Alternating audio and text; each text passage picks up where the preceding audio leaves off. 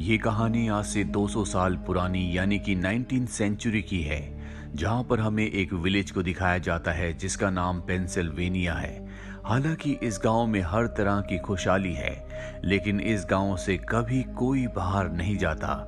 इस गांव के चारों तरफ बड़ी बड़ी दीवारें हैं, साथ ही यहाँ पर एक वॉच टावर है जहाँ से हमेशा कोई न कोई पहरा देता है। दरअसल ये गांव जंगल के बीचों बीच होता है, इसीलिए इस गांव वालों का दूसरे किसी भी गांव या टाउन से कोई भी संपर्क नहीं होता। जो लोग इस गांव के अंदर रहते हैं वो सिर्फ यहीं रहते हैं, वो कभी बाहर नहीं जाते।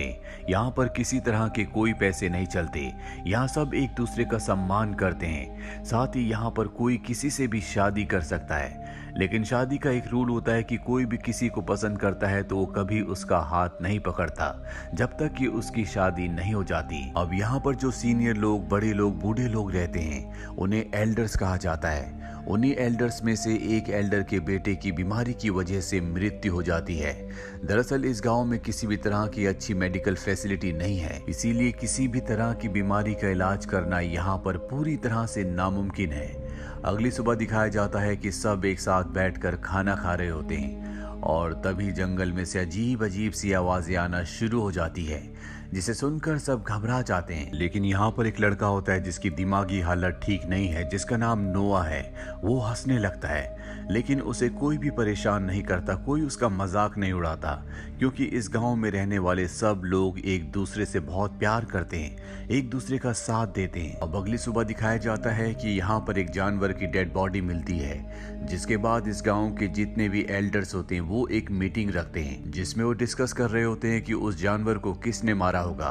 तभी इसी गांव का एक नौजवान लड़का जिसका नाम लूशियस है वो वहां पर आता है और सभी एल्डर्स से विनती करता है कि मैं इस गांव से बाहर जाना चाहता हूं ताकि मैं मेडिकल फैसिलिटी को यहां तक ला सकूं।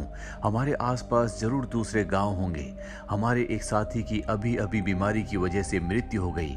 अगर हमारे पास मेडिकल फैसिलिटी होती तो हम उसे बचा सकते थे, पर उसकी इस अर्जी को पूरी तरह से बर्खास्त यानी कि मना कर दिया जाता है। और उसका कारण ये होता है कि यहाँ गांव के आसपास जंगल में जितने भी शैतान रहते हैं पहले वो गांव पर आकर हमला किया करते थे, लेकिन एल्डर्स ने उनके साथ एक समझौता किया, जिस समझौते के मुताबिक कोई कभी इस गांव से बाहर नहीं जाएगा। और एल्डर्स उस समझौते को नहीं तोड़ना चाहते। अगर उन्होंने ऐसा किया तो वो शैतान गांव में आकर एक बार फिर से इन लोगों के ऊपर हमला करेंगे। शैतानों से समझौता सिर्फ यहाँ के एल्डर्स ने किया होता है, उन्होंने उन्हें देखा होता है। नई जनरेशन ने उन्हें नहीं देखा होता, लेकिन नई जनरेशन को जंगल से उनकी आवाजें आती है।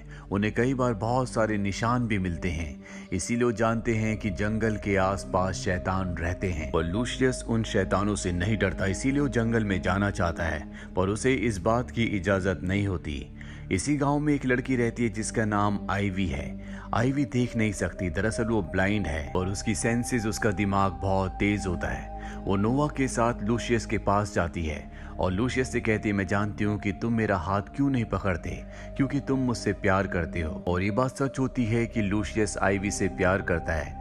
लूशियस के पास नोआ भी होता है जिसकी दिमागी हालत खराब है। लूशियस देखता है कि नोआ के हाथ में वो लाल रंग का फ्रूट है जो जंगल में पाया जाता है। इस गांव के अंदर कभी भी लाल रंग को नहीं लाया जाता, चाहे वो लाल रंग का कपड़ा हो, चाहे लाल रंग का कोई फूल या फ्रूट। जब भी लाल रंग देखा जाता है तो उसे दफना दिया जाता है। और अब लूशियस समझ जाता है कि नोआ जंगल के अंदर गया था और शैतानों ने उसे कुछ नहीं किया, इसीलिए एक बार फिर से वो एल्डर्स के पास जाता है और उनसे कहता है कि नोआ के हाथ में वो लाल रंग का फ्रूट था जो सिर्फ जंगल के अंदर पाया जाता है। इसका मतलब वो जंगल में गया था और उसकी मासूमियत की वजह से, उसकी निडरता की वजह से शैतानों ने उसे कुछ भी नहीं किया।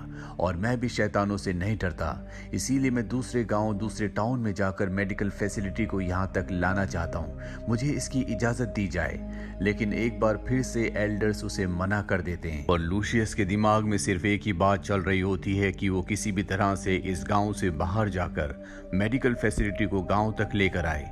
इसीलिए सबके मना करने के बाद भी अगली सुबह वो गांव की बाउंड्री से बाहर चला जाता है और तभी वो अपने सामने एक साये को देखता है जो शैतान का साया होता है। वो बाउंड्री के वापस अंदर आ जाता है और उसी रात को वॉच टावर पर जो पहरा दे रहा होता है उसे अपने वॉच टावर के नीचे एक साया दिखता है जो कि शैतान का साया है। ये देखकर वो पूरी तरह से डर जाता है और वहां पर जो बेल होती है उसे जोर जोर से बजाना शुरू कर देता है। बेल की आवाज सुनकर गांव वाले डर जाते हैं। दरअसल गांव में जितने भी घर हैं उन सब घरों के नीचे एक बेसमेंट है और जब भी इन्हें खतरों का एहसास होता है तो ये उन बेसमेंट्स में जाकर छुप जाते हैं।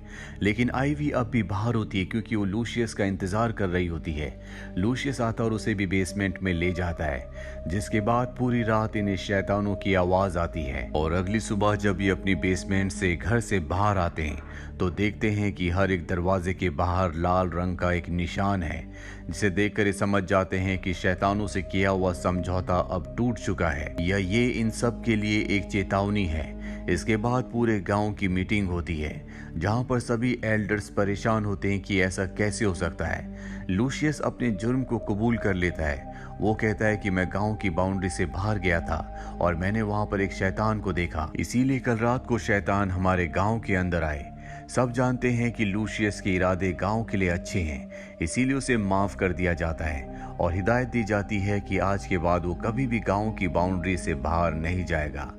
वहीं ईवी की बहन की शादी होती है, जिस वजह से पूरा का पूरा गांव खुश होता है। शादी के बाद जब लोग अपने घरों में वापस जाते हैं तो देखते हैं कि उनके घरों के बाहर किसी ने मरे हुए जानवर को लटका रखा है, जो देखकर सबके सब एक बार फिर से डर जाते हैं। सबको डर लगता है कि शैतान आज भी आएंगे, इसीलिए लूशियस एक बार फिर से आइवी के घर जाता है।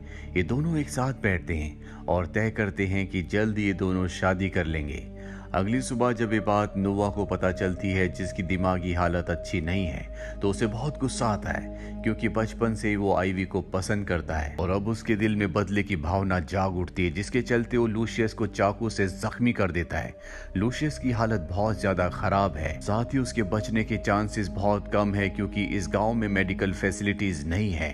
नोवा को क्वाइट रूम में बंद कर दिया जाता है। ये वो रूम है जहां पर कभी भी किसी को भी सजा के तौर पर बंद किया जा सकता है। नोवा को अक्सर यहाँ पर बंद किया जाता है क्योंकि वो कोई ना कोई गलत काम करता रहता है। आइवी को जब पता चलता है कि नोवा ने लूशियस को चाकू से जख्मी कर दिया तो वो बहुत दुखी हो जाती है। साथ ही उसके पिता एडवर्ड भी, जो गांव के एल्डर्स में से एक एल्डर हैं, वो अपनी बेटी से कहते हैं कि जब तुम्हारी आंखों की रोशनी चली गई तब भी मैं कुछ नहीं कर पाया और अब मैं चाहता हूं कि मैं जंगल में जाऊं। लेकिन एडवर्ड की पत्नी उसे जाने से मना कर देती है।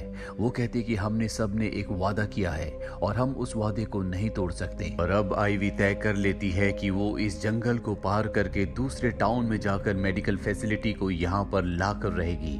उसके पिता एडवर्ड भी उसका साथ देते हैं और गांव के सभी एल्डर्स के खिलाफ जाकर उसे परमिशन दे देते हैं। पर इससे पहले कि वो अपने सफर पर निकलती, वो उसे खास खुफिया कमरे में ले जाते हैं और बहुत सारे ऐसे राज बताते हैं जो आज से पहले कभी किसी को नहीं बताए गए।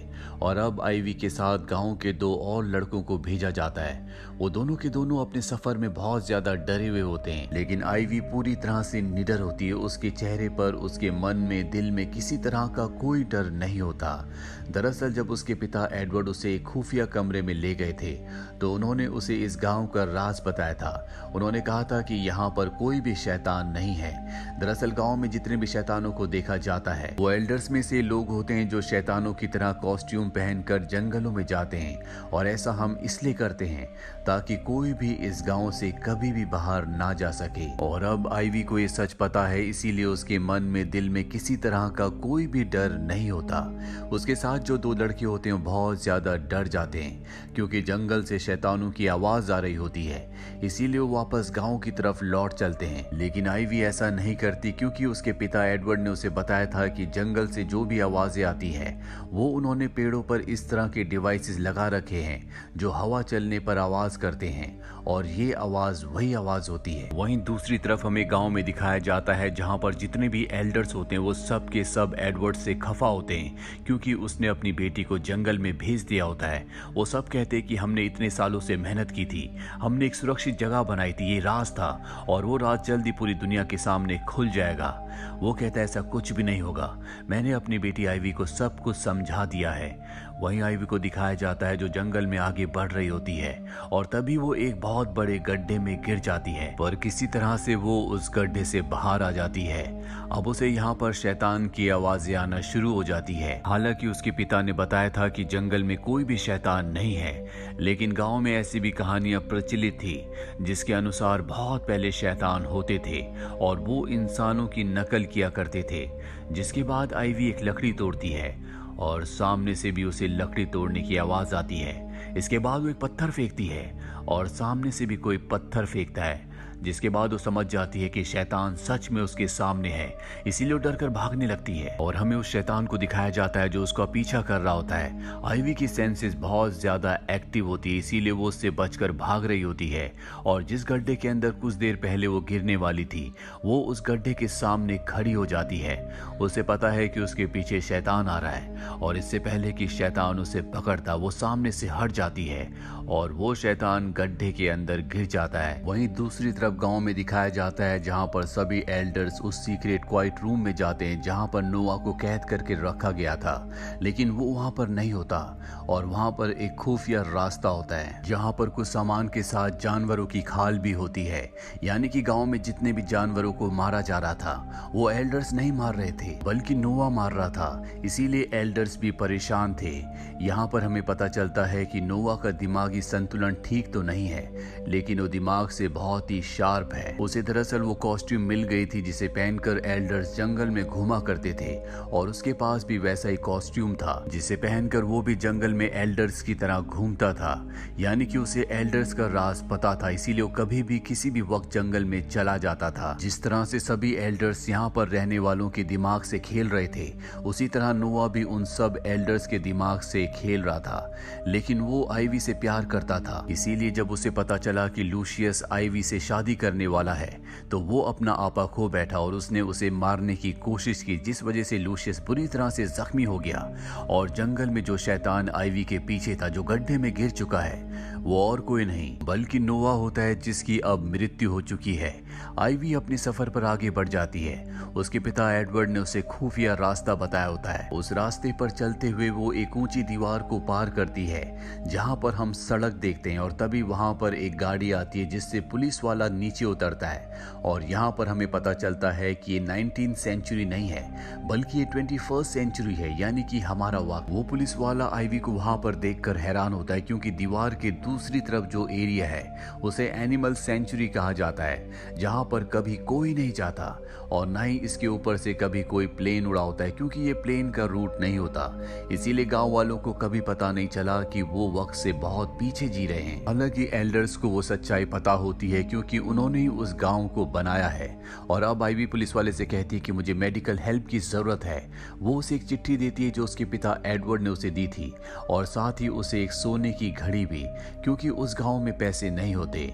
हालांकि पुलिस वाला अपने सीनियर को बताना चाहता था, लेकिन जब वो आइवी की मासूमियत और उसके दुख को देखता है तो वो उसकी मदद करने को तैयार हो जाता है और कुछ दवाइयां लाकर आइवी को दे देता है और उसी जगह छोड़ देता है जहां पर आइवी को उसने पहली बार देखा था।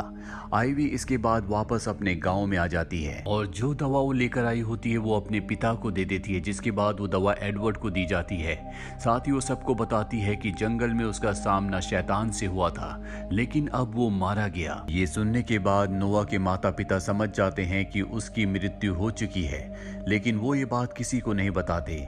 गांव में जितने भी लोग हैं उन सब के दिल में शैतान का डर ज्यों का त्यों है। अब सवाल ये उठता है कि एल्डर्स ने इस गांव को बनाया क्यों? दरअसल सन 1972 में जब एडवर्ड एक प्रोफेसर थे तो वो उन लोगों की काउंसलिंग किया करते थे जो बहुत ज्यादा दुख में थे और उन सब के दुख का कारण ये दुनिया थी। इस दुनिया में बढ़ते क्राइम के चलते उन सब ने अपनों को खोया था। इसीलिए प्रोफेसर ने उन सब के साथ मिलकर एक प्लान बनाया जिसमें उन्होंने एक ऐसे गांव को बनाया जिसके बाहर कोई भी नहीं जा सकता और ना ही बाहर का कोई इंसान यहाँ पर आ सकता है। दरअसल आइवी के पिता प्रोफेसर एडवर्ड बहुत ज्यादा अमीर थे, उनके पास उनके खानदान का बहुत पैसा था और उन्होंने अपने खानदानी पैसे से इस पूरी जगह को खरीद लिया था जिसके बीचों बीच उन्होंने इस गाँव को बनाया। साथ ही वो पुलिस को फंडिंग भी किया करते थे थे ताकि कोई भी दीवार के उस तरफ आने की कोशिश ना करे। इसीलिए पुलिस दीवार के चारों तरफ जो सड़क होती है वहां पर घुमा करती थी ताकि दीवार के दूसरी तरफ कभी कोई ना जा सके। साथ ही एडवर्ड गवर्नमेंट को फंडिंग किया करता था ताकि कोई भी प्लेन उस जगह के ऊपर से ना उड़े। और वहीं आइवी ने ये गवाही दी होती है कि उसने जंगल में एक मॉन्स्टर को मारा है, जिससे एक बार फिर से सबके दिलों में डर बैठ चुका है। यानी कि इनका राज अब भी राज ही रहेगा और गांव में जितने भी लोग हैं उन सबको एक पुराने तौर तरीके वाली यानी कि 200 साल पुरानी जिंदगी को जीना होगा। ये सब बच्चे जब यहाँ पर आए थे तो बहुत छोटे थे और अब सब बड़े हो चुके हैं, इसीलिए इन्हें कुछ भी याद नहीं होता। इसी के साथ ये फिल्म, ये कहानी यहीं पर खत्म हो जाती है। उम्मीद करते हैं कि ये कहानी आपको पसंद आई होगी।